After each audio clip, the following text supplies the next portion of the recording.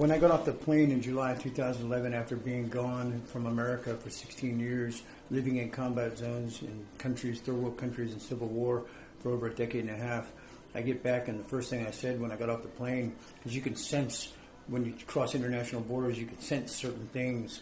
And the first thing I said was, "This country's headed for civil war." You can hear it in the movies, in the innuendos in the news, in the media, in the commercials, and you see it on people's T-shirts. And it's called the Napoleonic theory. If I can get you to be hostile towards one another, then I can exert a type of authority and dominion and power and control over you. In schools of war, this is called the Napoleonic theory. And so you see it in the prisons. They get you to click up and fight amongst each other, and then you'll be hostile towards each other and docile towards them. And so you see that now. I see it all over the news and stuff. When I do watch it, I don't normally watch any of those lies, but because I see what it's doing.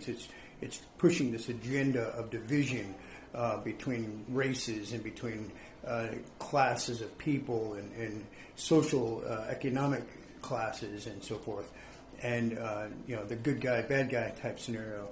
And so just know that I spent months fasting for this country, begging God to grant this country repentance. After being gone, I come back. I notice everything that's different. You guys have all been desensitized by the media with that social engineering, through the movies and stuff.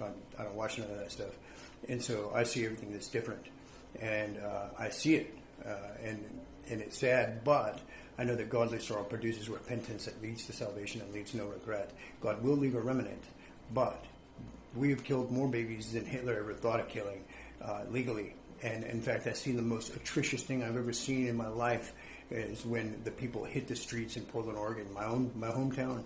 They hit the streets in protest because they weren't allowed to kill their babies anymore when they overturned Roe versus Wade. And that's just heartbreaking. What a wicked, sick, twisted people.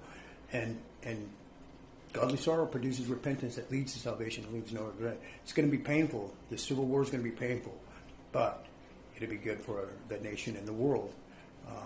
And the powers that be, the worldly powers, you see them pushing this agenda because they want that one world government, because they're sick, twisted people that it's not enough for them to run a country. They got to run the whole world because they're just twisted, satanic.